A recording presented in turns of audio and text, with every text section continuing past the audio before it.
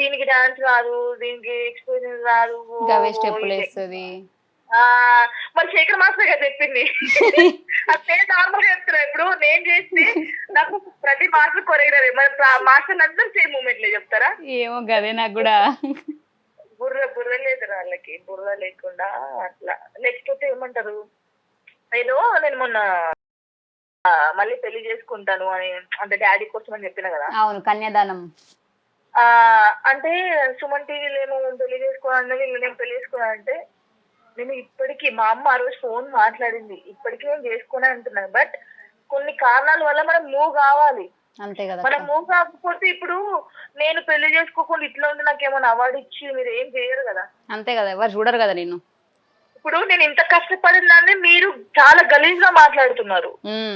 So నేను మా daddy మా మమ్మీ కోసం నేను ఏదో ఒకటి చేయాలి. ఓకే. ఇప్పుడు